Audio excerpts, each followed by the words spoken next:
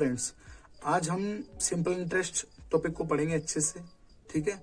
और आप बड़े ही ध्यान से समझना। आज हम आपको सिंपल इंटरेस्ट से परिचित कराएंगे कि ये होता क्या है।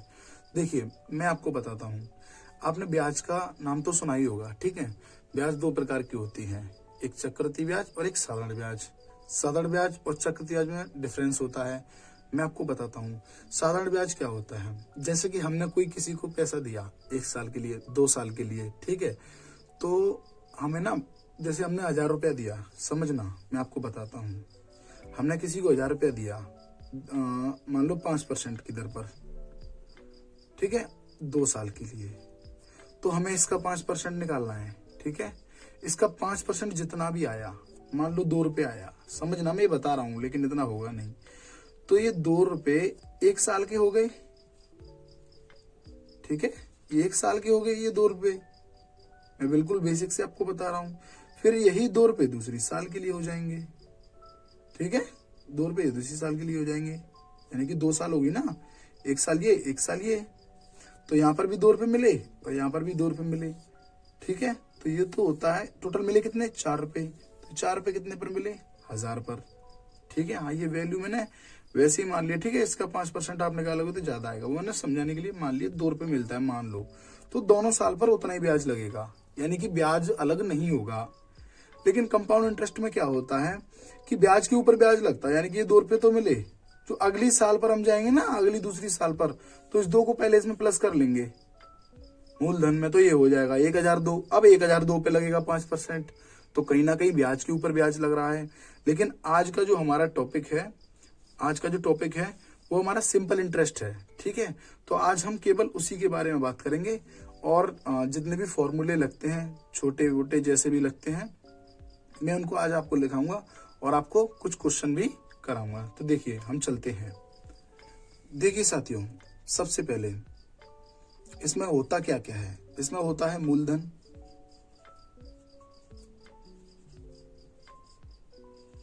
ठीक है। दूसरा, इसमें क्या होता है, मूलधन होता है, दर होती है। मूलधन को हम पी से डिनोट करते हैं, ठीक है, यानी प्रिंसिपल, और दर को हम आर से, यानी कि रेट, कितनी रेट लग रही है, समझना, ठीक है। तीसरा होता है इसमें समय, ठीक है, यानी इसको हम टाइम से डिनोट करते हैं। चौथा इसमें होता है साधारण ब्याज,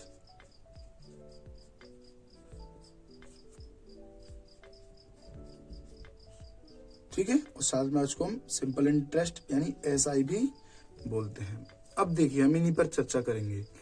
अब जैसे कि हम अगर फॉर्मूला की बात करें, तो इसके लिए फॉर्मूला भी होता है साधारण ब्याज का। लेकिन पहले मैं आपको इनके बारे में बताता हूँ ये होता क्या है। देखिए, मूलधन क्या होता है और मिश्र धन भी होता है, सॉरी उसके लिए।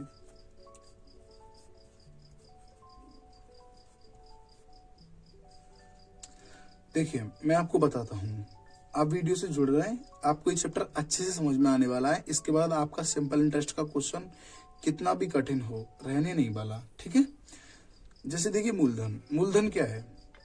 आपने किसी को पैसा दिया, मान लीजिए आपने 100 रुपये दिए किसी को, तो ये 100 रुपये ही जो आपने दिए हैं, यही मूलधन है। जो पैसा आप देते हैं या लेने वाला आपसे जो पैसे लेता है, वही मूलधन होता है, ठीक है। आपको समझ आया होगा। अब दर क्या होता है, आप कितनी रेट पर उसको पैसे दे रहे हो, आप कितनी रेट पर उसको पैसे दे रहे हो, ये बात दर होती है। आप 5 रुपए की 5% की दर लगा रहे हो, या 10% की लगा रहे हो, या 15% की लगा रहे हो, यही हमारी क्या होती है, दर होती है, ठीक है।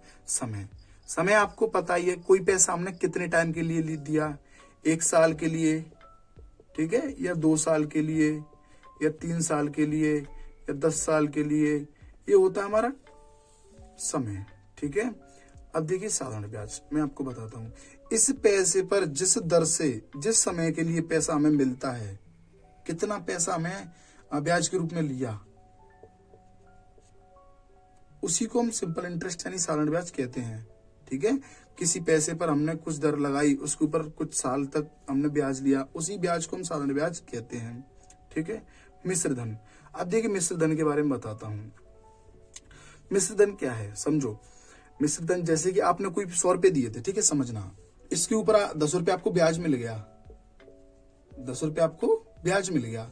ध्यान से समझना, ये पैसा है आपका, ये तो आर हो गया और ये पी हो गया, यानी कि प्रिंसिपल। जो पैसा आपने दिया था उस पर ₹10 ब्याज लग गई। ठीक है, अब जिसने आपसे ₹100 लिए थे वो ₹10 ब्याज सहित आपको वापस करेगा, तो आपको कितने रुपए देगा वो बताइए? ₹110। जो पैसा, जिस पैसे में आपका भी पैसा आ जाए, आपका पैसा आ जाए और ब्याज भी आ जाए, उस पैसे को ये मिश्र धन कहते हैं। ठीक है, हाँ, और इसको हम अमाउंट बोलते हैं। समझ में आया होगा। अब देखिए आगे चलते हैं। तो देखिए फ्रेंड, अब हम बात करते हैं फॉर्मूलों की। ठीक है, फॉर्मूला में क्या है, तो देखिए हम फॉर्मूला पहले लिखते हैं अमाउंट बराबर, ठीक है, ए इक्वल टू, यानी अमाउंट क्या होता है? मिश्र धन। अब मिश्र धन कैसे होता है देखिए, समझिए। हमारा पैसा जो हमारा मूलधन है वो कैसे आता है मिश्र धन? समझिए, हमारा जो पैसा यानी जो हमारा मूलधन है, ठीक है, उसे हम प्रिंसिपल बोलते हैं। ये हमारा पैसा हुआ। अगर इसमें ब्याज मिलता है हमको, अगर उन दोनों को अगर हम जोड़ दें तो हमारा अमाउंट होता है। तो अमाउंट इक्वल टू फॉर्मूला हो गया P प्लस SI। अगर आपको यहाँ से P निकालना है तो आप SI को उधर भेज दो, SI का फॉर्मूला मिल जाएगा। ठीक है, हाँ, और अगर SI निकालना हो तो देखिए SI का फॉर्मूला क्या होता है? ये तो फॉर्मूला नंबर 1 हो गया, ये दूसरा है। SI इक्वल टू क्या होता है आप याद कर लीजिए। ठीक है, P multiply R multiply T upon 100। अब देखिए इसी फॉर्मूले से आप इन तीनों फॉर्मूलों को सेपरेट निकाल सकते हो। जैसे अभी आपसे पूछा जाए कि आप यहाँ से P का फॉर्मूला निकालो। देखो मैं आपको रटो मत, ये कैसे आता है आप समझिए। जैसे आपको P का फॉर्मूला निकालना है तो आप कैसे निकालोगे? P का मान निकालना है तो देखिए ये जो फॉर्मूला है मैं आपको यहाँ पर बताता हूँ। ठीक है, पहले अच्छे से समझाता हूँ। जैसे कि देखिए SI है, SI इक्वल टू हमारा होता है PR/T अपॉन 100। ठीक है, अब आपको P का वैल्यू चाहिए तो आप क्या करो, इसका इसमें मल्टीप्लाई, इसका इसका मल्टीप्लाई। ये तो आपको आता होगा मल्टीप्लाई करना, इसीलिए मैंने पहले बेसिक का वीडियो डाला है ताकि आपके सभी ये छोटे मोटे कंसेप्ट क्लियर हो जाएं। इसका मल्टीप्लाई इसमें करेंगे तो आप क्या लिखोगे? SI multiply 100। ठीक है, इसका मल्टीप्लाई इसमें इक्वल टू P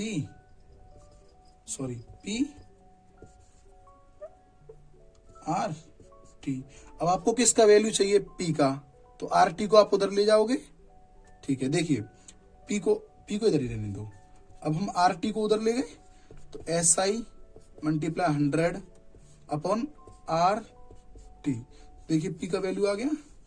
P बराबर क्या फॉर्मूला हुआ? SI multiply 100 upon RT।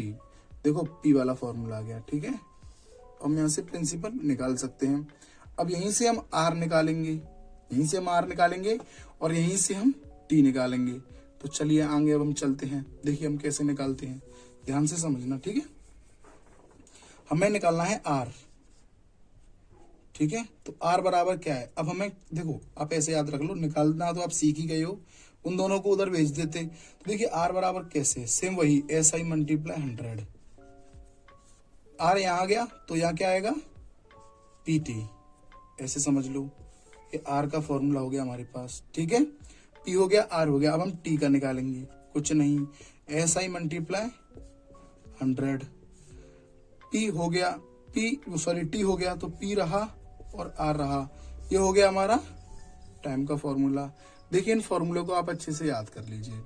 ठीक है, जहाँ फॉर्मूला का यूज होगा हम फॉर्मूला यूज करेंगे, जहाँ वैसे ही हो जाएगा तो हम उसको वैसे ही सॉल्व बड़ी ही आसानी से कर देंगे। इन फॉर्मूलाओं को आप नोट कर लेना। अब हम चलते हैं क्वेश्चन की तरफ। ठीक है, मैंने ज्यादा फॉर्मूले नहीं बताए, यही फॉर्मूला है, इनसे ही हो जाएगा बस। ठीक है, हाँ, अब हम चलते हैं क्वेश्चन की तरफ। सिंपल इंटरेस्ट का हमारा पहला क्वेश्चन है, बड़े ही ध्यान से समझना। मैंने बिल्कुल बेसिक क्वेश्चन लिए हैं आपके लिए, जिससे कि आपको अच्छे से समझ में आए। इसके बाद हम बहुत सारे क्वेश्चन करेंगे, टफ से टफ। आपसे सिंपल इंटरेस्ट का कोई भी क्वेश्चन नहीं रहने वाला है, लेकिन आपको ध्यान से समझना है। मैंने आपको बताया था क्वेश्चन में P कैसे देखेंगे, R कैसे देखेंगे, T कैसे देखेंगे, अमाउंट कैसे देखेंगे। ठीक है, तो देखिए 500 रुपए की राशि पर 2 साल में 10% की दर से कितना ब्याज होगा। तो देखिए वो ब्याज पूछ रहा है, यानी हमसे पूछ क्या रहा है? Simple interest.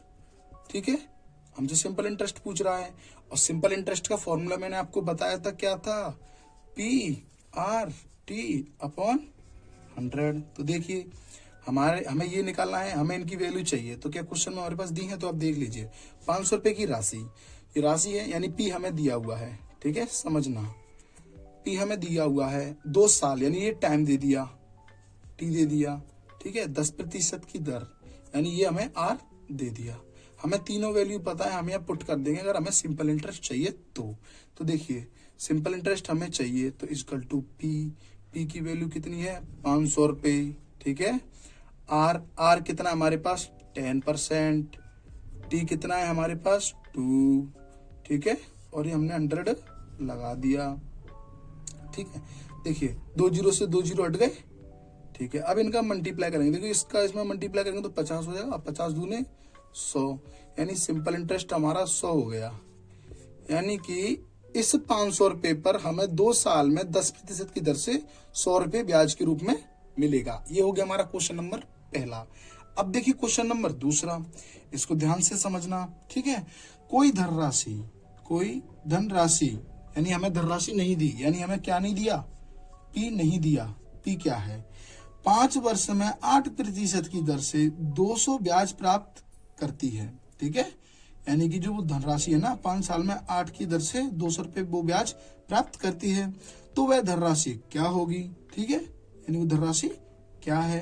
देखिए P हमको नहीं पता, लेकिन हमने फॉर्मूला आपको बताया था, P इक्वल टू क्या होता है। तो देखिए SI मल्टीप्लाई 100 अपॉन P हमको याद दिया है, तो RT हम यहाँ लिख लेंगे, तो इसमें तो याद करने की भी जरूरत नहीं है, जो पूछ रहा है उसको छोड़ दो, बाकी दोनों को लिख दो। तो देखिए P नहीं पता हमें, SI कितना है 200 मल्टीप्लाई 100, R की वैल्यू कितनी है, देखिए R ये होता है हमारा, ठीक है, समझना, ये R होता है दर, और ये हमारी टाइम होता है। तो देखिए R दिया है, T दिया है, हम दोनों को मल्टीप्लाई में लिख लेंगे, 8 मल्टीप्लाई 5। देखिए हम इससे अब काटते हैं, ठीक है, ये 8 5 40 हो जाएगा, ठीक है। देखो 1 जीरो से 1 जीरो कट जाएगा, इससे ये कट जाएगा 5 बार, ठीक है, 4 5 20 होता है, 5 का 100 में गुणा कर देंगे, तो P इक्वल टू हमारा कितना आ जाएगा 500, यानी वो धनराशि 500 रुपए रही होगी, जिस पर 5 साल में 8% की दर से 200 रुपए ब्याज मिला है। ये हो गया हमारा P। मैंने ये क्वेश्चन बेसिक के इसीलिए आपको कराए हैं, 2 क्वेश्चन बिल्कुल इजी हैं बिल्कुल, ताकि आप ना अच्छे से सिंपल इंटरेस्ट को समझ सको। यहाँ से आगे हम टफ से टफ क्वेश्चन करेंगे। तो आपको वीडियो कैसी लगी आप कमेंट में जरूर बताएं, और अगर आपको हमारी वीडियो अच्छी लगी तो अपने दोस्तों के साथ शेयर कीजिए और चैनल को सब्सक्राइब कर दीजिए, जिससे हमें मोटिवेशन मिले और अच्छी से अच्छी वीडियो हम आपके लिए लेकर आ सकें। Thank you.